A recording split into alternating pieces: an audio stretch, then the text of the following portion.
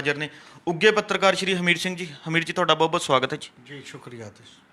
ਹਮੀਰ ਜੀ, ਕੇਂਦਰੀ ਖੇਤੀ ਕਾਨੂੰਨਾਂ ਖਿਲਾਫ ਚੱਲ ਰਹੇ ਸੰਘਰਸ਼ ਨੂੰ ਜਿਹੜਾ ਵੱਡੇ ਪੱਧਰ ਤੇ ਉਤਸ਼ਾਹਿਤ ਕੀਤਾ ਹੈ, ਬਹੁਤ ਉਤਸ਼ਾਹ ਜਿਹੜਾ ਹੈਗਾ ਕਿਸਾਨਾਂ 'ਚ ਦੇਖਣ ਨੂੰ ਮਿਲ ਰਿਹਾ।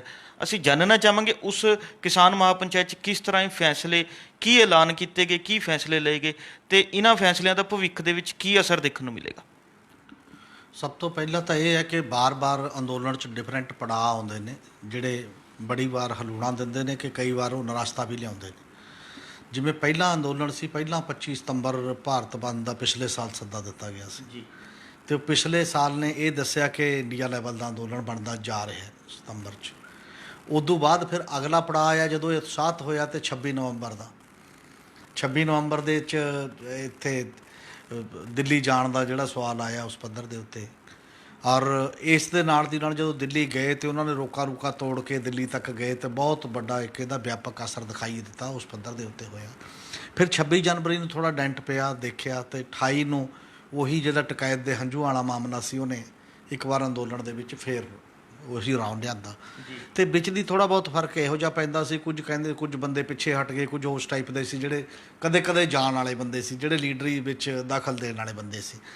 ਜਦੋਂ ਤੋਂ ਇੱਕ ਟਿਕਾਊ ਤਰੀਕੇ ਦੇ ਨਾਲ ਇਹ ਚੱਲਿਆ ਉਦੋਂ ਤੋਂ ਬਾਅਦ ਇਹ ਕਿਹਾ ਜਾਣ ਲੱਗ ਗਿਆ ਕਿ ਨਹੀਂ, ਹੁਣ ਅੰਦੋਲਨ 'ਚ ਉਨੇ ਬੰਦੇ ਨਹੀਂ ਜਾਂਦੇ, ਘੱਟ ਨੇ। ਹਾਲਾਂਕਿ ਉਹ ਰਣਨੀਤੀ ਦਾ ਇੱਕ ਹਿੱਸਾ ਹੈ ਕਿ ਸਦਾ ਹੀ ਉਨੇ ਬੰਦੇ ਬੈਠਣ ਦੀ ਬਜਾਏ ਉਹਨਾਂ ਨੇ ਕੰਮ ਧੰਦੇ ਵੀ ਚਲਾਉਣੇ ਨੇ, ਆਪਣੇ ਨਾਲ ਚਲਾਉਂਦੇ ਹੀ ਅੰਦੋਲਨ ਲੰਮਾ ਲੜਿਆ ਜਾ ਸਕਦਾ ਹੁੰਦਾ, ਸਭ ਕੁਝ ਛੱਡ ਛਡਾ ਕੇ ਨਹੀਂ। ਬਿਲਕੁਲ। ਉਸੇ ਕਰਕੇ ਉਦੋਂ ਬਾਅਦ ਦਾ ਜਿਹੜਾ ਇੱਕ ਹੋਰ ਇਹਦੀ ਸਟ੍ਰੈਟਜੀ ਸੀ, ਰਣਨੀਤੀ ਸੀ, ਉਹ ਵੋਟਰ ਵਿਪ ਜਾਰੀ ਕਰਨਾ ਤੇ ਮਤਵਾਜੀ ਸੰਸਦ ਚਲਾਉਣਾ। ਜੀ। ਇਹਨੇ ਵੀ ਪੂਰਾ ਇੱਕ ਬੜਾ ਵੱਡਾ ਹੁਲਾਰਾ ਵੀ ਦਿੱਤਾ ਤੇ ਇੱਕ ਨਵੀਆਂ ਲੀਹਾਂ ਪਾਈਆਂ ਜਮਹੂਰੀਅਤ ਦੇ ਪੱਖ ਤੋਂ, ਡੈਮੋਕ੍ਰੇਸੀ ਦੇ ਪੱਖ ਤੋਂ, ਵੱਖੋ ਵੱਖਰੇ ਤਰੀਕਿਆਂ ਦੇ ਪੱਖ ਤੋਂ। ਜਿਹੜੇ ਪੀਸਫੁਲ ਅੰਦੋਲਨ ਦੇ, ਸ਼ਾਂਤਮਈ ਅੰਦੋਲਨ ਦੀ ਰਣਨੀਤੀ ਜਿਸ ਪੱਧਰ ਤੇ ਹੋਣੀ ਚਾਹੀਦੀ ਹੈ, ਮਤਲਬ ਉਹ ਜਿਹਾ ਇੰਪੈਕਟ ਸਾਹਮਣੇ ਦੇਖਣ ਨੂੰ ਮਿਲਿਆ। ਫਿਰ ਇਹ ਸੀ ਜਿਹੜਾ ਮੁਜ਼ੱਫਰਨਗਰ ਰੈਲੀ ਮਹਾਪੰਚਾਇਤ ਦਾ। ਇਹਦੇ 'ਚ ਐਂ ਸੀ ਵੀ ਇੰਨਾ ਵੱਡਾ ਇਕੱਠ ਹੋਏਗਾ ਔਰ ਉਹ ਇਕੱਠ ਦੀਆਂ ਕਈ ਮਤਲਬ ਇਹੋ ਜਿਹੀਆਂ ਲੋਕਾਂ ਦੀਆਂ ਉਮੀਦਾਂ ਵੀ ਨਾਲ ਕਿਤੇ ਨਾ ਕਿਤੇ ਇਹ ਖਦਸ਼ੇ ਵੀ ਸੀ ਕਿ ਐਡੇ ਵੱਡੇ ਇਕੱਠ ਕਿਵੇਂ ਸੰਭੂਗਾ। ਆਫਟਰ ਆਲ ਉਹਦਾ ਕੰਟਰੋਲ ਕਰਨਾ, ਉਹਦੇ ਖਾਣ ਪੀਣ ਦਾ ਬੰਦੋਬਸਤ ਕਰਨਾ, ਉਹਦੀਆਂ ਸਾਰੀਆਂ ਚੀਜ਼ਾਂ। ਇਹਦੇ ਤੋਂ ਇੱਕ ਗੱਲ ਸਾਬਤ ਹੋ ਰਹੀ ਹੈ ਕਿ ਜਿਹੜੀ ਮੈਨੇਜਮੈਂਟ ਦਾ ਲੈਵਲ ਹੈ।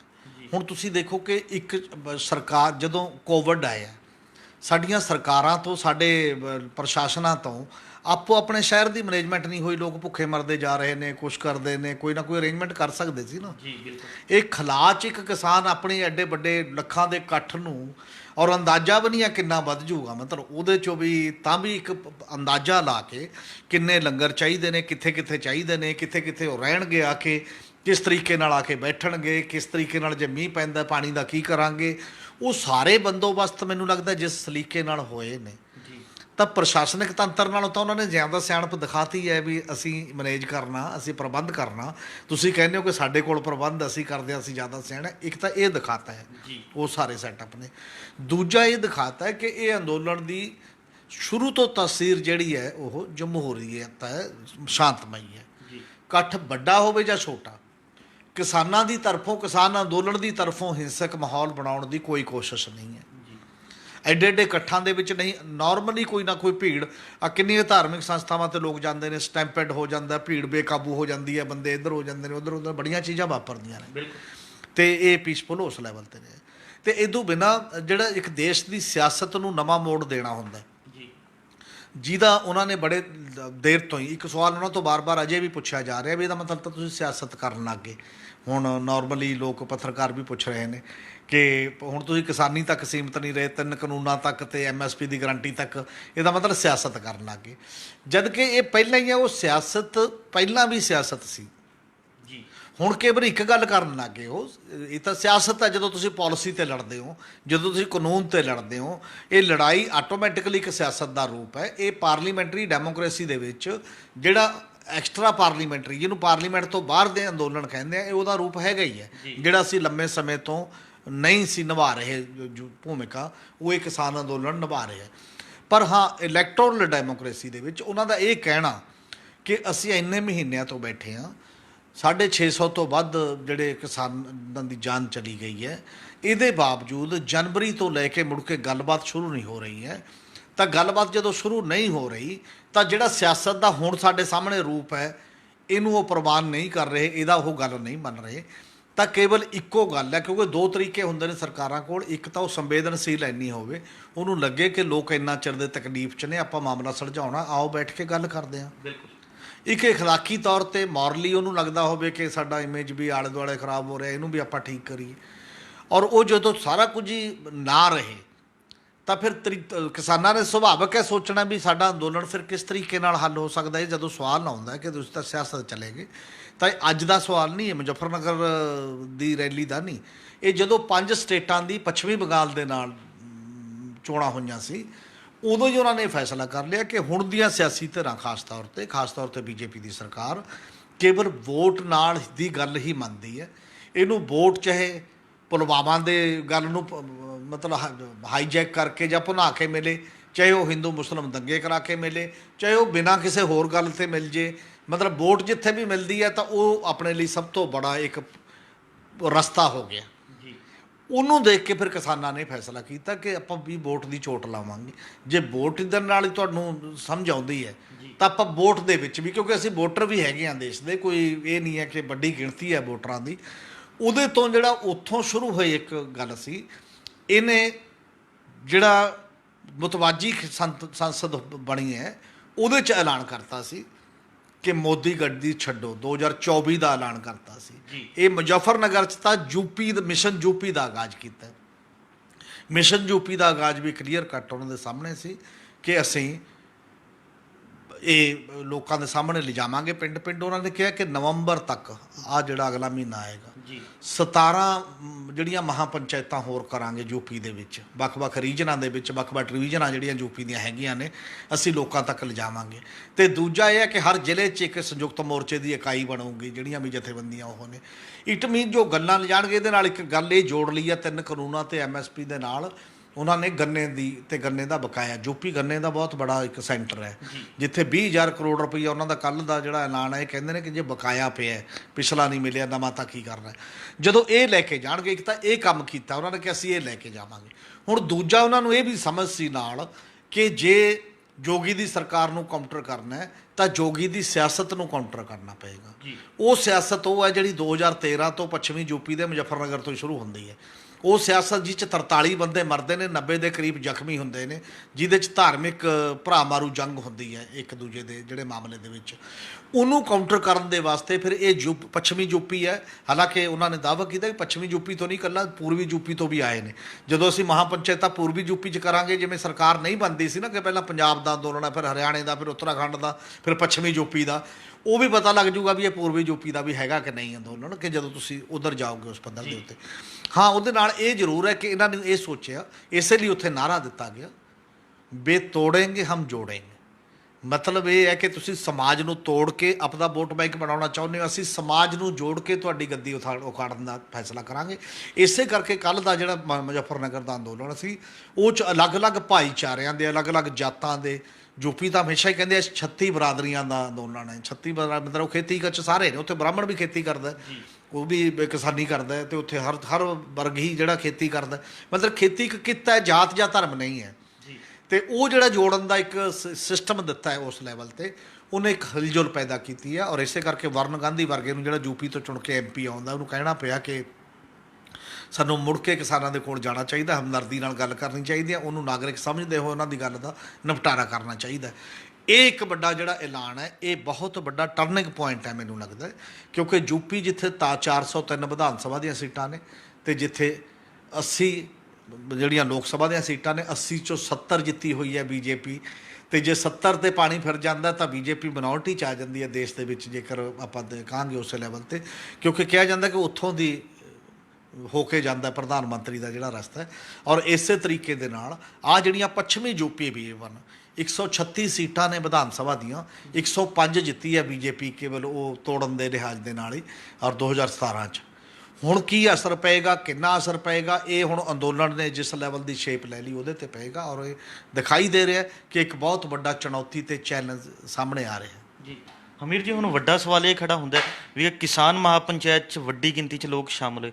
ਅਸੀਂ ਜਾਣਨਾ ਚਾਹਾਂਗੇ ਵੀ ਕਿ ਇਸ ਇਕੱਠ ਦਾ ਜਿਹੜਾ ਹੈਗਾ ਦੇਸ਼ ਦੀ ਸਿਆਸਤ ਤੇ ਭਵਿੱਖ 'ਚ ਅੰਦੋਲਨ 'ਤੇ ਕਿਸ ਤਰ੍ਹਾਂ ਅਸਰ ਦੇਖਣ ਨੂੰ ਮਿਲੇਗਾ। ਇਸ ਅੰਦੋਲਨ ਨੇ ਇੱਕ ਤਾਂ ਗੱਲ ਇਹ ਕਰਤੀ ਹੈ ਕਿ ਕਾਫੀ ਸਵਾਲਾਂ ਦੇ ਜਵਾਬ ਦੇ ਦਿੱਤੇ ਕਿ ਅੰਦੋਲਨ ਨਾ ਹਜੇ ਥੱਕਿਆ, ਬਲਕਿ ਅੰਦੋਲਨ ਦਾ ਜਿਹੜਾ ਵਰਟੀਕਲ ਜਿਹੜਾ ਹੇਠਾਂ ਪੈਨੇ ਲੋਕਾਂ ਦੇ ਦਿਮਾਗਾਂ ਦੇ ਵਿੱਚ ਤੱਕ ਚੁੱਲ੍ਹਿਆਂ ਤੱਕ ਦੇਸ਼ ਪੱਧਰ ਤੇ ਜਾ ਰਿਹਾ ਹੈ। ਕਿਉਂਕਿ ਇਸ ਅੰਦੋਲਨ ਦੇ ਵਿੱਚ ਪਹਿਲਾਂ ਜਿਹੜੀ ਇੱਕ ਮੀਟਿੰਗ ਹੋਈ ਸੀ, ਦੋ ਦਿਨ ਦੀ ਕਨਵੈਨਸ਼ਨ ਕੀਤੀ ਸੀ ਸਿੰਘੂ ਬਾਰਡਰ ਦੇ ਉੱਤੇ, ਉਹ 'ਚ 22 ਸਟੇਟਾਂ ਦੇ ਨੁਮਾਇੰਦਗੀ ਸੀ, ਵੱਖ-ਵੱਖ ਜਥੇਬੰਦੀਆਂ ਦੀ।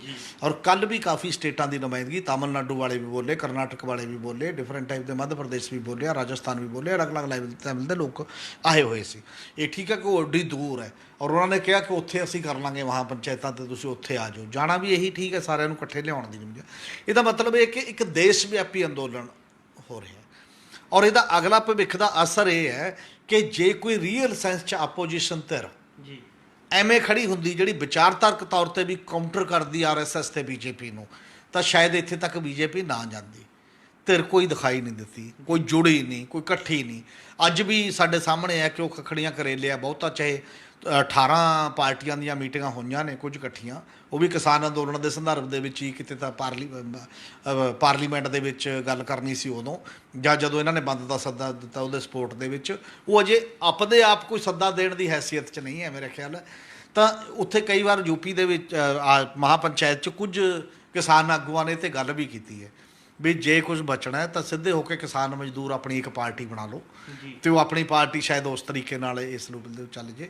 ਔਰ ਇਦੋਂ ਪਹਿਲਾਂ ਸਾਡੇ ਦੇਸ਼ ਦੇ ਵਿੱਚ ਇਹੋ ਜਿਹੀਆਂ ਪਾਰਟੀਆਂ ਰਹੀਆਂ ਨੇ, ਜਿਵੇਂ ਪੰਜਾਬ ਹੈ। ਪੰਜਾਬ ਜਦੋਂ ਵੱਡਾ ਪੰਜਾਬ ਸੀ, ਜਿਹਦੇ ਸਾਰਾ ਪੰਜਾਬ ਵਿੱਚ ਸ਼ਾਮਲ ਸੀ, ਯੂਪੀ ਨਾਲੋਂ ਵੀ ਵੱਡਾ ਸੀ ਮਤਲਬ ਓਵਰਆਲ ਸਾਰੇ ਮਾਮਲਿਆਂ ਦੇ ਵਿੱਚ, ਤਾਂ ਇੱਥੇ ਯੂਨੀਅਨਿਸਟ ਪਾਰਟੀ ਦਾ ਰਾਜ ਸੀ। ਯੂਨੀਅਨਿਸਟ ਪਾਰਟੀ ਨਰੋਲ ਕਿਸਾਨੀ ਦੇ ਆਧਾਰ 'ਤੇ ਪਾਰਟੀ ਸੀ ਉਸ ਲੈਵਲ ਦੇ, ਬਲਕਿ ਜਗੀਰਾਂ ਜਿਨ੍ਹਾਂ ਕੋਲ ਜਾਇਦਾਦਾਂ ਸੀ ਉਹਨਾਂ ਦੀ ਪਾਰਟੀ ਸੀ, ਦੂਜੀ ਨਹੀਂ। ਪਰ ਉਹਦੇ ਨਾਲ ਸਾਰੇ ਲੋਕ ਸੀ, ਕਿਉਂਕਿ ਖੇਤੀ ਹੀ ਸਾਰਿਆਂ ਦਾ ਬੰਦੋਬਸਤ ਧੰਦਾ ਸੀ ਉਸ ਲੈਵਲ 'ਤੇ। ਹਾਂ, ਹੁਣ ਕਿਸਾਨ ਅੰਦੋਲਨ ਦਾ ਜਿਹੜਾ ਅਗਲਾ ਸਵਾਲ ਹੈ, ਅਗਲਾ ਸਟੈਪ ਉਹਨਾਂ ਨੇ ਅਨਾਊਂਸ ਕੀਤਾ, ਇੱਕ ਤਾਂ ਇਹਨੂੰ ਹੇਠਲੇ ਲੈਵਲ ਤੱਕ ਆਰਗੇਨਾਈਜ਼ ਕਰਨ ਦਾ। ਜਿਹੜਾ ਸੰਯੁਕਤ ਮੋਰਚਾ ਇੱਕ ਦਿੱਲੀ ਦੀਆਂ ਬਰੂਹਾਂ 'ਤੇ ਬਣਿਆ ਹੋਇਆ ਹੈ, ਉਹਨਾਂ ਨੇ ਇਹ ਫੈਸਲਾ ਐਲਾਨ ਇੱਕ ਆਪਦੇ ਆਪ 'ਚ ਇੱਕ ਜਥੇਬੰਦਕ ਰੂਪ ਹੈ ਕਿ ਹਰ ਸੂਬੇ 'ਚ ਸੰਯੁਕਤ ਮੋਰਚਾ, ਹਰ ਸੂਬੇ ਦੇ ਜ਼ਿਲ੍ਹੇ 'ਚ ਸੰਯੁਕਤ ਮੋਰਚਾ, ਤੇ ਜ਼ਿਲ੍ਹੇ ਤੋਂ ਅੱਗੇ ਪਿੰਡਾਂ ਲੈਵਲ 'ਤੇ ਵੀ ਸੰਯੁਕਤ ਮੋਰਚਾ ਬਣਾ ਦਿਓ। ਜਦੋਂ ਜਥੇਬੰਦਕ ਢਾਂਚਾ ਬਣਦਾ, ਸਟਰਕਚਰ ਬਣਦਾ, ਤਾਂ ਉਹ ਇੱਕ ਪਰਮਾਨੈਂਟ ਚੀਜ਼ ਹੁੰਦੀ ਆ ਅਗਲੇ ਲੰਮੇ ਸਮੇਂ ਦੇ ਅੰਦੋਲਨਾਂ ਦੇ ਵਾਸਤੇ।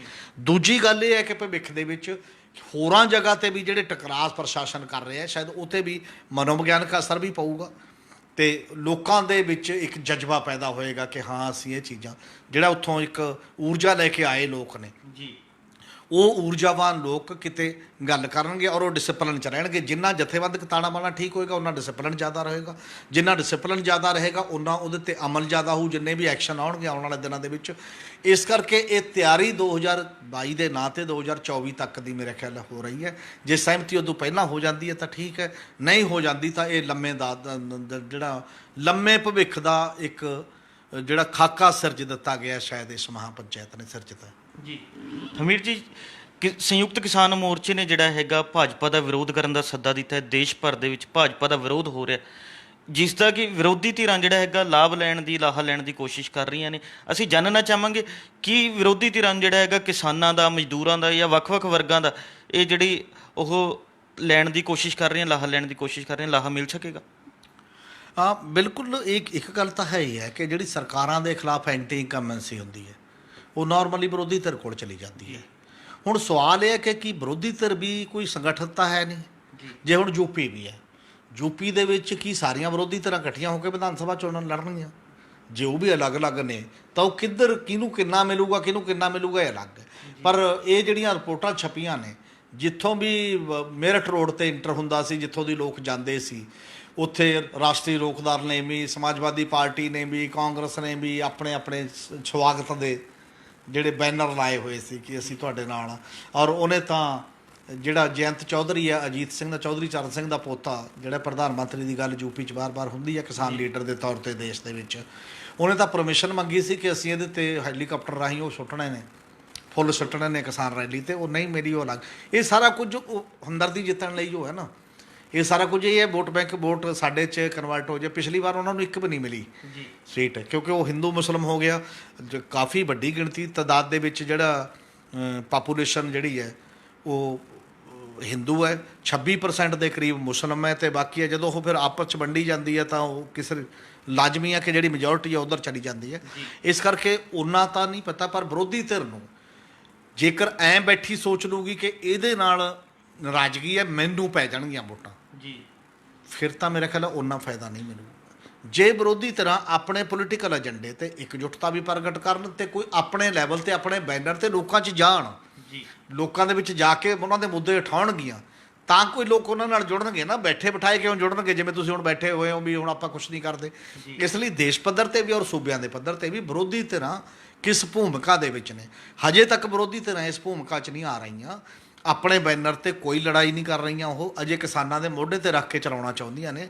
ਇਸ ਲਈ ਉਹਨਾਂ ਨੂੰ ਵੀ ਸਿੱਖਣਾ ਪਏਗਾ। ਜੇਕਰ ਤੁਸੀਂ ਜਾਣਾ ਤਾਂ ਐਂਟੀ ਕੰਬੈਂਸੀ ਇਕੱਲੀ ਤੁਹਾਡੇ ਵੱਲ ਨਹੀਂ, ਤਾਂ ਕੋਈ ਹੋਰ ਰਸਤਾ ਵੀ ਇਹ ਅੰਦੋਲਨ ਲੈ ਸਕਦਾ। ਆਪਣੇ ਦੇ ਵਿੱਚੋਂ ਕੈਂਡੀਡੇਟਾਂ ਦੇ ਸਵਾਲ ਨੇ, ਬਾਕੀ ਦੀਆਂ ਚੀਜ਼ਾਂ ਨੇ, ਹੋਰ ਕਈ ਚੀਜ਼ਾਂ ਉਦੋਂ ਤੱਕ ਆਉਂਦੇ ਸ਼ਾਇਦ ਕੀ ਸਾਹਮਣੇ ਆਊਗਾ। ਅਜੇ ਇੱਕ ਸਹਿਜ ਵਿਕਾਸ ਨਾਲ ਅੰਦੋਲਨ ਚੱਲ ਰਿਹਾ, ਜਿਹੜੇ ਅੰਦੋਲਨ ਨੂੰ ਕਦੇ ਕਿਸੇ ਨੇ ਚਿਤਵਿਆ ਨਹੀਂ ਸੀ ਕਿ ਐਡਾ ਵੱਡਾ ਹੋ ਜਾਊਗਾ, ਇੰਨਾ ਵੱਡਾ ਅਸਰਅੰਦਾਜ਼ ਹੋਏਗਾ। ਵਿਰੋਧੀ ਧਿਰਾਂ ਨੂੰ ਵੀ ਨਾਲ ਇਹਦੀ ਸਕੂਲਿੰਗ ਤੋਂ ਮੇਰਾ ਖਿਆਲ ਹੈ ਸਿੱਖਣਾ ਚਾਹੀਦਾ। ਜੀ ਹਮੀਰ ਜੀ, ਗੱਲ ਕਰੀਏ ਤਾਂ ਕੁਝ ਦਿਨ ਪਹਿਲਾਂ ਹਰਿਆਣਾ ਦੇ ਕਰਨਾਲ ਵਿੱਚ, ਪੰਜਾਬ ਦੇ ਮੋਗਾ ਵਿੱਚ ਕਿਸਾਨਾਂ ਤੇ ਜਿਹੜਾ ਹੈਗਾ ਲਾਠੀਚਾਰਜ ਕੀਤਾ ਗਿਆ ਸੀ। ਉਸ ਨੂੰ ਲੈ ਕੇ ਕਿਸਾਨ ਜਥੇਬੰਦੀਆਂ ਵੱਲੋਂ, ਚਾਹੇ ਸਰਕਾਰ ਹਰਿਆਣੇ ਦੀ ਹੋਵੇ ਚਾਹੇ ਪੰਜਾਬ ਦੀ, ਉਹਨਾਂ ਨੂੰ ਚੇਤਾਵਨੀ ਦਿੱਤੀ ਗਈ ਸੀ, ਅਲਟੀਮੇਟਮ ਦਿੱਤਾ ਗਿਆ ਸੀ। ਅਸੀਂ ਜਾਣਨਾ ਚਾਹਾਂਗੇ ਉਸ ਅਲਟੀਮੇਟਮ ਦਾ ਕੀ ਬਣਿਆ, ਜਾਂ ਹੁਣ ਕਿਸਾਨ ਜਥੇਬੰਦੀਆਂ ਕੀ ਕਰਨ ਜਾ ਰਹੀਆਂ ਨੇ? ਕਰਨਾਲ ਦੇ ਵਿੱਚ ਤਾਂ ਕੱਲ੍ਹ ਉੱਥੋਂ ਜਬ ਮੁਜ਼ੱਫਰਨਗਰ ਤੋਂ ਐਲਾਨ ਹੋਇਆ ਕਿ ਕੱਲ੍ਹ 7 ਤਰੀਕ ਨੂੰ ਹੀ ਇੱਕ ਜਿਹੜਾ ਉੱਥੇ ਮਿੰਨੀ ਸੈਕਟਰੀਏਟ ਹੈ ਉਹਦਾ ਘਿਰਾਓ ਕੀਤਾ ਜਾਏਗਾ। ਕਿਉਂਕਿ ਉਦੋਂ ਪਹਿਲਾਂ ਇਸੇ ਕਰਕੇ ਉਹਨਾਂ ਨੇ ਟਾਈਮ ਦਿੱਤਾ ਸੀ ਕਿਸਾਨਾਂ ਨੇ 6 ਤਰੀਕ ਤੱਕ ਦਾ। ਕਿਉਂਕਿ 5 ਸਤੰਬਰ ਦੀ ਮੁਜ਼ੱਫਰਨਗਰ ਮਹਾਪੰਚਾਇਤ ਸੀ, ਕਿਉਂਕਿ ਉਹਦੇ ਤੇ ਫੋਕਸ ਕਰਨਾ ਸੀ। ਦੂਜਾ, ਉਦੋਂ ਪਹਿਲਾਂ ਐਲਾਨ ਹੋ ਗਏ ਸੀ 3-4। ਜੀ ਇੱਕ ਐਲਾਨ ਇਹ ਕਿ ਉਹ ਐਸਡੀਐਮ, ਜਿਹੜੇ ਐਸਡੀਐਮ ਨੇ ਇਸ ਭਾਸ਼ਾ ਦੇ ਵਿੱਚ ਆਰਡਰ ਕੀਤਾ ਹੈ ਕਿ ਤੁਸੀਂ ਸਿਰ ਫੋੜ ਦਿਓ ਜਾਂ ਬਾਕੀ ਉਹਦੇ ਖਿਲਾਫ 302 ਦਾ ਪਰਚਾ ਦਰਜ ਕੀਤਾ ਜਾਏ ਜਾਂ ਸਖਤ ਸਜ਼ਾਵਾਂ ਕਾਰਵਾਈ ਹੋਵੇ। ਜੀ ਤੇ ਉਹਦੇ ਤੇ ਹੁਣ ਕੇਵਲ ਉਹਦੀ ਟਰਾਂਸਫਰ ਹੋਈ ਹੈ। ਟਰਾਂਸਫਰ ਵੀ ਜਦੋਂ ਸਭ ਚ ਰਲਾ ਕੇ ਇਕੱਲੀ ਉਹਦੇ ਵੀ ਨਹੀਂ ਕੀਤੀ, ਜਿੰਨੀਆਂ ਹੋਰ ਕਰਤੀਆਂ ਜੇ ਉਹ, ਤਾਂ ਕਿ ਕੋਈ ਗੱਲ ਨਾ ਹੋਵੇ।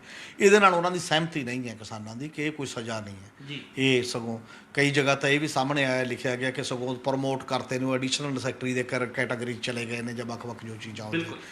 ਦੂਜੀ ਗੱਲ, ਉਹਨਾਂ ਨੇ ਕਿਹਾ ਸੀ ਕਿ ਜਿਹੜਾ ਕਿਸਾਨ ਦੀ ਮੌਤ ਹੋਈ ਹੈ ਉਹਨੂੰ 25 ਲੱਖ ਰੁਪਇਆ ਤੇ ਉਹਦੇ ਪਰਿਵਾਰ ਦੇ ਮੈਂਬਰ ਨੂੰ ਜਿਹੜੀ ਨੌਕਰੀ ਦਿੱਤੀ ਜਾਵੇ, ਤੇ ਜਿਹੜੇ ਫੱਟੜ ਹੋਏ, ਜ਼ਖਮੀ ਹੋਏ ਕਿਸਾਨ ਨੇ ਉਹਨਾਂ ਨੂੰ 2-2 ਲੱਖ ਰੁਪਏ ਦਾ ਜਿਹੜਾ ਇੱਕ ਐਲਾਨ ਜਿਹੜਾ ਉਸ ਲੈਵਲ ਤੇ ਕੀਤਾ ਗਿਆ ਸੀ। ਉਹਦਾ ਵੀ ਮੇਰਾ ਖਿਆਲ ਹੈ ਕੁਛ ਅਜੇ ਤੱਕ ਤਾਂ ਨਹੀਂ ਹੋਇਆ ਸਰਕਾਰ ਦੀ ਤਰਫ। ਸਰਕਾਰ ਤਾਂ ਅਜੇ ਮੰਨਣ ਲਈ ਤਿਆਰ ਨਹੀਂ ਕਿ ਉਹ ਇਸ ਲਈ ਹੋਇਆ ਜਾਂ ਬਾਕੀ ਦੀਆਂ ਚੀਜ਼ਾਂ ਨੇ। ਜਿੰਨੇ ਵੀ ਕਿਸਾਨ ਅੰਦੋਲਨ ਦੇ ਦੌਰਾਨ ਇਹ ਚੀਜ਼ਾਂ, ਪਰਚਿਆਂ ਦਾ ਸਵਾਲ ਸੀ, ਉੱਥੇ ਜੇ ਪਰਚੇ ਪਾਏ ਉਹ ਵਿਡਰਾ ਕਰਨ ਦਾ ਸਵਾਲ ਹੈ। ਹੁਣ ਅੱਜ ਹੀ ਟਕਰਾਅ ਦਾ ਸਿਚੁਏਸ਼ਨ ਪੈਦਾ ਹੋ ਰਹੀ ਹੈ ਉੱਥੇ, ਬਲਕਿ ਦਫਾ 144 ਲਾਤੀ ਹੈ ਟੋਟਲ ਸ਼ਹਿਰ 'ਚ। ਔਰ ਇਹ ਵੀ ਰਿਪੋਰਟਾਂ ਆ ਰਹੀਆਂ ਨੇ ਕਿ ਹੁਣੇ ਤੋਂ, ਹਾਲਾਂਕਿ ਕਿਸਾਨਾਂ ਨੇ ਇਹ ਕੁਝ ਨਹੀਂ ਕਿਹਾ ਅਸੀਂ GT ਰੋਡ ਜਾਮ ਕਰਾਂਗੇ, ਪਰ ਰਸਤੇ ਡਾਇਵਰਟ ਕਰ ਦਿੱਤੇ ਗਏ ਨੇ। ਸ਼ਾਇਦ ਰਸਤੇ ਡਾਇਵਰਟ ਕਰਨ ਦੇ ਪਿੱਛੇ ਇਹ ਵੀ ਇੱਕ ਕਾਰਨ ਹੋਵੇ ਕਿਸਾਨ ਪਹੁੰਚ ਘੱਟ ਸਕਣ ਜਾਂ ਜਾਣ ਨਾ, ਜਾਂ ਉਹਨਾਂ ਦੇ ਵੀ ਤਾਂ ਰਸਤੇ ਫਿਰ ਡਾਇਵਰਟ ਹੋਣਗੇ ਜੇਕਰ ਉੱਥੇ ਨਹੀਂ ਜਾਣਾ। ਤੇ ਇਹ ਵੀ ਕਿ ਸੰਭਾਵਨਾਵਾਂ ਪ੍ਰਗਟ ਕੀਤੀਆਂ ਜਾ ਰਹੀਆਂ ਨੇ ਕਿ ਪੈਰਾਮਿਲਟਰੀ ਫੋਰਸਿਸ ਵੀ ਮੰਗਾਈਆਂ ਜਾ ਸਕਦੀਆਂ ਨੇ ਉਸ ਪੱਧਰ ਦੇ ਉੱਤੇ। ਅੱਜ ਕਿਹਾ ਕਿ ਉੱਥੇ ਪ੍ਰਸ਼ਾਸਨ ਦੀ ਕਾਫੀ ਗੱਲ ਚੱਲੀ ਹੈ, ਤੇ ਅੱਜ ਹੀ ਹੁਣ ਸੂਚਨਾਵਾਂ ਆ ਰਹੀਆਂ ਨੇ ਕਿ ਉੱਥੇ ਜਿਹੜਾ ਕਰਨਾਲ ਹੈ ਡਿਸਟ੍ਰਿਕਟ ਦੇ ਵਿੱਚ ਇੰਟਰਨੈਟ ਬੰਦ ਕਰ ਦਿੱਤਾ ਗਿਆ, ਤੇ ਸਾਰਾ ਤਾਂ ਕਿ ਇੱਕ ਦੂਜੇ ਨੂੰ ਪਤਾ ਨਾ ਲੱਗੇ। ਔਰ ਕਈ ਵਾਰ ਇਹ ਜ਼ਿਆਦਾ ਖਤਰਨਾਕ ਹੋ ਜਾਂਦਾ ਸਗੋਂ, ਜੇ ਤੁਸੀਂ ਜਨਰਲੀ ਇੰਟਰਨੈਟ ਬੰਦ ਕਰ ਦਿਓ ਤਾਂ ਅਫਵਾਹਾਂ ਫੈਲਦੀਆਂ ਨੇ। ਅਫਵਾਹਾਂ ਦਾ ਕਿਸੇ ਕੋਲ ਜਵਾਬ ਦੇਣ ਦਾ ਮੌਕਾ ਹੀ ਨਹੀਂ ਹੁੰਦਾ, ਉਹ ਕਾਹਦੇ ਨਾਲ ਦੇ ਕਿ ਭੜਕਾਹਟ ਪੈਦਾ ਨਾ ਕਰੋ। ਔਰ ਕਈ ਵਾਰ ਇਹ ਉਲਟਾ ਪੈਂਦਾ। ਔਰ ਉੱਥੇ ਹੀ ਕਿਸਾਨ ਲੀਡਰਾਂ ਨੇ ਗੱਲ ਕੀਤੀ ਹੈ ਵੀ ਚਾਹੇ ਇੰਟਰਨੈਟ ਬੰਦ ਕਰਤਾ, ਜੋ ਮਰਜ਼ੀ ਹੈ, ਤੁਸੀਂ ਹਰ ਹਾਲਤ 'ਚ ਪਹੁੰਚਣਾ ਹੈ ਅਨਾਜ ਮੰਡੀ 'ਚ, ਤੇ ਆਪਾਂ ਘਿਰਾਓ ਕਰਨਾ ਹੈ। ਹੁਣ ਜੇ ਉਹ ਪਹਿਲਾਂ ਵਾਲਾ ਟਕਰਾਅ ਜਿਹੜਾ ਹੋ ਗਿਆ ਉਹੀ ਅਜੇ ਹੱਲ ਨਹੀਂ ਹੋਇਆ, ਨਵਾਂ ਟਕਰਾਅ ਜੇਕਰ ਪੈਦਾ ਹੁੰਦਾ ਪ੍ਰਸ਼ਾਸਨ ਦੀ ਤਰਫੋਂ, ਹਰਿਆਣਾ ਗੌਰਮੈਂਟ ਨੂੰ ਮੇਰੇ ਖਿਆਲ ਸੰਵੇਦਨਸ਼ੀਲਤਾ ਦੇ ਨਾਲ ਗੱਲ ਕਰਨੀ ਚਾਹੀਦੀ ਹੈ।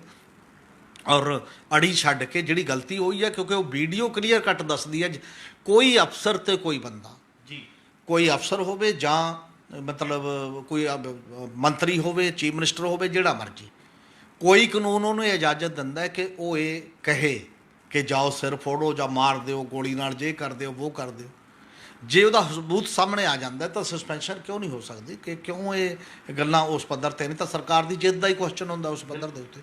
ਦੂਜੀ ਗੱਲ ਇਹ ਹੈ, ਮੈਨੂੰ ਲੱਗਦਾ ਕਿ ਜੇ ਸਰਕਾਰ ਨਾ ਮੰਨੀ, ਇਹ ਸਰਕਾਰ ਦੇ ਖਿਲਾਫ ਜਾਏਗਾ। ਜੇ ਮੁਜ਼ੱਫਰਨਗਰ ਦੀ ਮਹਾਪੰਚਾਇਤ ਜੋਗੀ ਤੇ ਮੋਦੀ ਹਟਾਓ ਦੇ ਸੱਦੇ ਤੇ ਪੋਲੀਟੀਕਲ ਜਾ ਸਕਦੀ ਹੈ, ਤਾਂ ਖੱਟਰ ਸਰਕਾਰ, ਖੱਟਰ ਹਟਾਓ ਦਾ ਨਾਅਰਾ ਵੀ ਬੁਲੰਦ ਹੋ ਸਕਦਾ। ਔਰ ਅਜੇ ਤੱਕ ਉਹਨਾਂ ਨੇ ਇਹ ਨਹੀਂ ਦਿੱਤਾ, ਅਜੇ ਤੱਕ ਉਹਨਾਂ ਨੇ ਇੰਨਾ ਹੀ ਕਿਹਾ ਕਿ BJP ਦਾ ਘਰਾਓ, BJP ਦੇ ਨੂੰ ਪਿੰਡਾਂ 'ਚ ਨਾ ਬਣਨ ਦਿਓ, ਸਮਾਗਮ ਨਾ ਕਰਨ ਦਿਓ, ਅਜੇ ਇੰਨਾ ਹੀ ਹੈ ਜੀ। ਅਜੇ ਉਸ ਪਿੱਚ 'ਤੇ ਨਹੀਂ ਗਿਆ। ਅਗਲੀ ਪਿੱਚ ਮੇਰੇ ਖਿਆਲ ਹੈ ਮਹਾਪੰਚਾਇਤ ਤੋਂ ਦੇਖਦੇ ਹੋਏ ਇਹ ਬਣ ਸਕਦੀ ਹੈ ਅੱਗੇ ਜੇ ਇੱਥੇ ਮੈਦਾਨ ਸੱਜ ਗਿਆ ਇਸੇ ਪੱਧਰ ਦਾ, ਇਹਨਾਂ ਨੇ ਨਾ ਮੰਨੀ, ਸਮਝੌਤਾ ਕੋਈ ਨਾ ਕੀਤਾ, ਤਾਂ ਇੱਕ ਵਿਆਪਕ ਜਿਹੜਾ ਇੱਕ ਸੱਤਿਆਗ੍ਰਹਿ ਜਿਸ ਲੈਵਲ ਦਾ ਹੁੰਦਾ ਹੈ, ਜਿਸ ਲੈਵਲ ਦਾ ਇਹ ਮਾਮਲਾ ਹੁੰਦਾ ਕਿ ਹੁਣ ਇਹ ਗਵਰਨਮੈਂਟ ਨੂੰ ਚੱਲਣ ਦਾ ਕੋਈ ਹੱਕ ਨਹੀਂ ਹੈ, ਸਾਡੀ ਕੋਈ ਸੁਣਵਾਈ ਨਹੀਂ ਕਰਦੀ, ਤਾਂ ਖੱਟਰ ਗੱਦੀ ਛੋਟੋ ਦਾ ਨਾਅਰਾ ਵੀ ਦਿੱਤਾ ਜਾ ਸਕਦਾ ਆਉਣ ਵਾਲੇ ਦਿਨਾਂ 'ਚ ਭਵਿੱਖ ਦੇ ਵਿੱਚ। ਹੁਣ ਖੱਟਰ ਔਰ ਜੇਜੇਪੀ ਇਹਨੂੰ ਬਰਦਾਸ਼ਤ ਕਰੂ, ਐਡੇ ਵੱਡੇ ਪੱਧਰ ਤੇ ਅੰਦੋਲਨ ਨੂੰ ਜਾਣ ਦਾ ਸੱਦਾ ਦੇ ਰਹੀ ਹੈ, ਜਾਂ ਬੈਠ ਕੇ ਇਹੋ ਜਿਹੇ ਮਾਮਲੇ ਹੱਲ ਕਰਦੀ ਹੈ, ਇਹ ਉਹਦੇ 'ਤੇ ਨਿਰਭਰ ਹੈ। ਤੇ ਇੱਕ ਗੱਲ ਇਹ ਵੀ ਲੱਗਦੀ ਹੈ ਕਿ ਜਿਹੜਾ ਮਹਾਪੰਚਾਇਤ ਤੋਂ ਪਹਿਲਾਂ ਹੀ ਇਹਨਾਂ ਨੂੰ ਪਤਾ ਲੱਗ ਗਿਆ ਸੀ, 2 ਮਹੀਨੇ ਤੋਂ ਐਲਾਨੀ ਹੋਈ ਹੈ ਜਿਹੜੀ ਮੁਜ਼ੱਫਰਨਗਰ ਦੀ ਮਹਾਪੰਚਾਇਤ ਸੀ। ਇੱਕ ਤਾਂ ਜਿਹੜਾ ਜੋਗੀ ਕਹਿ ਰਿਹਾ ਸੀ ਕਿ ਯੂਪੀ 'ਚ ਆ ਕੇ ਦਿਖਾਉਣ, ਉਹਨਾਂ ਨੇ ਉਹ ਜਿੱਦ ਤੋੜਤੀ, ਉਹਨੂੰ ਪਤਾ ਸੀ ਵੀ ਐਡੇ ਵੱਡੇ ਹਜੂਮ ਨੂੰ ਰੋਕਿਆ ਨਹੀਂ ਜਾ ਸਕਦਾ। ਦੂਜਾ ਮੇਰੇ ਖਿਆਲ ਇੱਕ ਰਣਨੀਤੀ 'ਤੇ ਵੀ ਚੱਲ ਰਹੀ ਹੈ ਬੀਜੇਪੀ, ਜਿਹਦੀ ਸੰਭਾਵਨਾ ਗੱਲਬਾਤ ਦੀ ਵੀ ਹੈ। ਉਹ ਸੰਭਾਵਨਾ ਇਹ ਹੈ ਕਿ 8 ਤਰੀਕ ਨੂੰ ਜਿਹੜਾ ਉਹਨਾਂ ਦਾ ਰਾਸ਼ਟਰੀ ਕਿਸਾਨ ਸੰਘ ਹੈ ਉਹ ਡਿਸਟ੍ਰਿਕਟ ਪੱਧਰਾਂ 'ਤੇ ਡੀਸੀਆਂ ਦੇ ਰਾਹੀਂ ਮੰਗ ਪੱਤਰ ਪ੍ਰਧਾਨ ਮੰਤਰੀ ਨੂੰ ਭੇਜ ਰਹੇ ਹੈ ਕਿ ਇਹ ਤਿੰਨੇ ਕਾਨੂੰਨਾਂ ਦੇ ਵਿੱਚ ਸੋਧ ਦਾ ਸਵਾਲ ਹੈ ਤੇ ਇੱਕ MSP ਦੀ ਖਰੀਦ ਦੀ ਗਰੰਟੀ ਹੈ। ਹੁਣ ਜਦੋਂ ਉਹਨਾਂ ਨੂੰ ਇਹ ਕਹਿੰਦੇ ਉਹ ਉਦੋਂ ਤੋਂ ਹੀ ਕਹਿ ਰਿਹਾ, ਤਾਂ ਹੁਣ ਸਰਗਰਮ ਕਿਉਂ ਹੋ ਰਿਹਾ, ਉਦੋਂ ਕਿਉਂ ਸਰਗਰਮ ਨਹੀਂ ਸੀ? ਇਹਦਾ ਮਤਲਬ ਕਿਤੋਂ RSS ਦਾ ਕੋਈ ਤਰੀਕਾ ਹੈ। ਪਹਿਲਾਂ ਉਹ ਨਹੀਂ ਸੀ ਸ਼ਾਮਲ ਉਸ ਲੈਵਲ 'ਤੇ, ਕਿਉਂਕਿ ਉਹ ਕਹਿੰਦੇ ਨੇ ਪਹਿਲਾਂ ਅਸੀਂ ਜੇ ਈਮੇਲ ਕੀਤੀ ਹੈ, 31 ਅਗਸਤ ਤੱਕ ਦਾ ਸਮਾਂ ਦਿੱਤਾ ਸੀ, ਉਹ ਨਹੀਂ ਦਿੱਤਾ। ਹੁਣ ਅਸੀਂ ਮੀਟਿੰਗ ਕਰਕੇ ਇਹ ਫੈਸਲਾ ਕੀਤਾ ਹੈ, ਜੋ ਵੀ ਸੀ। ਕਿਤੇ ਨਾ ਕਿਤੇ ਇਹ ਨਾ ਗੌਰਮੈਂਟ ਆਫ ਇੰਡੀਆ ਸੋਚਦੀ ਹੋਵੇ ਵੀ ਕ੍ਰੈਡਿਟ ਰਾਸ਼ਟਰੀ ਕਿਸਾਨ ਸੰਘ ਦੇ ਰਾਹੀਂ ਅਸੀਂ ਕਰਕੇ ਕੋਈ ਸਿਸਟਮ ਕਰੀਏ, ਪਰ ਮੈਨੂੰ ਲੱਗਦਾ ਕ੍ਰੈਡਿਟ ਬਾਜੀ ਚੱਲਦੀ ਨਹੀਂ। ਜਦੋਂ ਤੁਸੀਂ ਲੜ ਰਹੀਆਂ ਧਿਰਾਂ ਨੂੰ ਸਾਈਡ ਲਾਈਨ ਕਰਕੇ ਕੋਈ ਕੁਛ ਕਰੋਗੇ ਨਾ, ਉਹਦਾ ਨਾਲ ਡਬਲ ਕੰਮ ਕਰਨਾ ਪਊਗਾ। ਜਿਵੇਂ ਪੰਜਾਬੀ 'ਚ ਇੱਕ ਮੁਹਾਵਰਾ ਵੀ ਛਿੱਤਰ ਵੀ ਖਾਂਦਾ ਹੈ ਅਤੇ ਗੰਢੇ ਵੀ ਖਾਂਦਾ ਹੈ ਅਤੇ ਸਾਰਾ ਕੁਛ ਖਾਣਾ ਪੈਂਦਾ। ਤੁਹਾਨੂੰ ਕਿਉਂ ਨਹੀਂ ਆਪਸੀ ਬੈਠ ਕੇ ਉਹਦੇ ਨਾਲ, ਅਤੇ ਕੋਈ ਨਹੀਂ ਰੋਕਦਾ ਚਾਹੇ ਆਪਦਾ ਰਾਸ਼ਟਰੀ ਕਿਸਾਨ ਸੰਘ ਦੇ ਵੀ 2 ਨੁਮਾਇੰਦੇ ਵਿੱਚ ਬਿਠਾ ਲਓ, ਕੋਈ ਕਿਸਾਨ ਥੋੜ੍ਹੀ ਕਹਿੰਦੇ ਨੇ ਤੁਸੀਂ ਉਹਨਾਂ ਨੂੰ ਕਿਉਂ ਬਿਠਾਇਆ, ਅਤੇ ਹੁਣ ਤੱਕ ਉਹ ਬਾਹਰ ਕਿਉਂ ਸੀ, ਉਹਨਾਂ ਨਾਲ ਕਿਉਂ ਨਹੀਂ ਗੱਲ ਕੀਤੀ। ਪਰ ਜਿਹੜਾ ਇਹ ਡਰਾਮਾ ਜਿਹਾ ਕੀਤਾ ਜਾ ਰਿਹਾ ਇੱਕ ਟਾਈਪ ਦਾ ਕਿ ਤੁਸੀਂ ਉਹ ਕੀ ਕਹਿ ਰਹੇ ਨੇ, ਕੱਲ੍ਹ ਬਦਰੀ ਨਾਰਾਇਣ ਚੌਧਰੀ ਜਿਹੜੇ ਜਨ ਸੈਕਟਰੀ ਨੇ, ਮੈਂ ਸੁਣਿਆ ਉਹਨਾਂ ਨੂੰ, ਅਤੇ ਉਹ ਕਹਿ ਰਹੇ ਨੇ ਜਦੋਂ ਉਹਨਾਂ ਨੂੰ ਕਿਹਾ ਵੀ ਤੁਸੀਂ ਫਿਰ ਕਿਸਾਨ ਮੋਰਚੇ ਨਾਲ ਹੀ ਕਿਉਂ ਨਹੀਂ ਰਲ ਜਾਂਦੇ, ਕਹਿੰਦੇ ਜੀ ਉਹ ਤਾਂ ਠੀਕ ਹੈ, ਉਹਨਾਂ ਦਾ ਤਰੀਕਾ ਠੀਕ ਨਹੀਂ। ਪ੍ਰਧਾਨ ਮੰਤਰੀ ਨੂੰ ਐਂ ਬੋਲਦੇ ਨੇ, ਪ੍ਰਧਾਨ ਮੰਤਰੀ ਨੂੰ। ਮੈਨੂੰ ਨਹੀਂ ਲੱਗਦਾ ਪਹਿਲਾਂ ਸ਼ੁਰੂਆਤੀ ਦੌਰ 'ਚ ਕਿਸੇ ਨੇ ਪ੍ਰਧਾਨ ਮੰਤਰੀ ਨੂੰ ਕੁਛ ਬੋਲਿਆ ਜਾਂ ਕਿਸੇ ਨੂੰ ਬੋਲਿਆ। ਪਹਿਲਾਂ ਸਾਹਿਬ ਹੀ ਸਭ ਨੂੰ ਆਇਆ ਕਹਿੰਦੇ ਰਹੇ ਨੇ, ਪਰ ਜਿਉਂ ਲੜਾਈ ਵੱਧਦੀ ਹੈ ਅਤੇ ਤਿਉਂ ਫਿਰ ਇਹ ਚੀਜ਼ਾਂ ਸੁਭਾਵਿਕ ਹੈ ਉਸ ਤਰੀਕੇ ਨਾਲ ਹੁੰਦੀਆਂ ਜਾਂਦੀਆਂ ਨੇ। ਨਾਲ ਇਹ ਮੈਟਰ ਨਹੀਂ ਕਰਦਾ ਹੁੰਦਾ ਕਿ ਤੁਸੀਂ ਬੋਲੇ ਆ ਜੀ, ਆਹ ਨਹੀਂ ਬੋਲੇ, ਮੁੱਦਾ ਕੀ ਹੈ, ਸਵਾਲ ਉਹਦੇ 'ਤੇ ਹੈ ਕਿ ਤੁਸੀਂ ਉਹ 'ਤੇ ਫੈਸਲਾ। ਫਿਰ ਉਹ ਕਹਿੰਦੇ ਨੇ ਵੀ MSP ਮੇਨ ਮੁੱਦਾ ਨਹੀਂ ਜੀ ਹੈ, ਇਹਨਾਂ ਦਾ ਤਾਂ 3 ਕਾਨੂੰਨ ਨੇ, ਸਾਡਾ MSP ਮੇਨ ਮੁੱਦਾ ਹੈ। ਕੌਣ ਕਹਿੰਦਾ ਕਿ ਉਹਨਾਂ ਦਾ MSP ਮੇਨ ਮੁੱਦਾ ਨਹੀਂ ਹੈ? ਮਤਲਬ ਤੁਸੀਂ ਵਰਤਾਂਤ ਜਿਹੜਾ ਉਹ ਸ਼ੁਰੂ ਕਰਦੇ ਹੋ ਉਹ ਨਹੀਂ ਹੈ। ਇਸ ਕਰਕੇ ਜਿਹੜਾ ਇਹ ਤਰੀਕਾਕਾਰ ਵੀ ਅਡਾਪਟ ਕੀਤਾ ਜਾ ਰਿਹਾ ਚਲਾਕੀ ਦਾ ਤਰੀਕਾ ਹੁਣ ਤੱਕ ਪੁੱਠਾ ਪਿਆ। ਹਰ ਗੱਲ ਨਹੀਂ ਉਹਦੇ ਨਾਲ ਸਹਿਮਤ ਹੋਈ। ਸਿੱਧੇ ਤੌਰ 'ਤੇ ਗੌਰਮੈਂਟ ਆਫ ਇੰਡੀਆ ਨੂੰ ਇਹ ਸਾਰੇ ਹਾਲਾਤ ਦੇਖਦੇ ਹੋਏ, ਦੇਸ਼ ਦੀ ਸ਼ਾਂਤਮਈ ਪੋਜੀਸ਼ਨ ਨੂੰ ਦੇਖਦੇ ਹੋਏ, ਗ੍ਰਹਿ ਯੁੱਧ ਬਗੈਰ ਨਾ ਹੋਵੇ ਇਹਦੇ ਤੋਂ ਮਤਲਬ ਬਚਦੇ ਹੋਏ ਗੱਲਬਾਤ ਕਰਕੇ ਮਾਮਲੇ ਦਾ ਨਿਪਟਾਰਾ ਕਰਨਾ ਚਾਹੀਦਾ। ਭਵਿੱਖ ਇਸੇ ਗੱਲ 'ਚ ਸੁਰੱਖਿਅਤ ਹੈ, ਨਹੀਂ ਤਾਂ ਭਵਿੱਖ ਨਹੀਂ ਹੋਏਗਾ ਤਾਂ ਐਡੇ ਵੱਡੇ ਅੰਦੋਲਨ ਨੂੰ ਤੁਸੀਂ ਉਦਾਸੀਨ ਰਵੱਈਆ ਅਪਣਾ ਕੇ, ਤੁਸੀਂ ਬਾਈ ਫੋਰਸ ਕ੍ਰਾਸ ਕਰਕੇ ਐਵੇਂ ਨਹੀਂ ਕਰ ਸਕਦੇ ਜਿਵੇਂ ਵੀ ਤਰੀਕੇ ਤੁਸੀਂ ਲੱਭ ਰਹੇ ਹੋ। ਇਸ ਲਈ ਸਿੱਧੀ ਨੀਅਤ ਨਾਲ ਸਿੱਧੇ ਤਰੀਕੇ ਆਓ ਤਾਂ ਕਿ ਮਾਮਲਾ ਹੱਲ ਹੋ ਜਾਵੇ। ਇਹ ਸਨ ਸਾਡੇ ਸੀਨੀਅਰ ਪੱਤਰਕਾਰ ਸ਼੍ਰੀ ਹਮੀਰ ਸਿੰਘ ਜੀ, ਜਿਨ੍ਹਾਂ ਨੇ ਆਪਣੇ ਵਡਮੁੱਲੇ ਵਿਚਾਰ ਸਾਡੇ ਨਾਲ ਸਾਂਝੇ ਕੀਤੇ। ਕੱਲ੍ਹ ਨੂੰ ਇਸੇ ਸਮੇਂ ਇੱਕ ਨਵੇਂ ਮੁੱਦੇ ਦੇ ਨਾਲ ਫਿਰ ਮਿਲਾਂਗੇ ਪ੍ਰੋਗਰਾਮ ਵੇਲੇ ਦੀ ਗੱਲ ਵਿੱਚ। ਧੰਨਵਾਦ।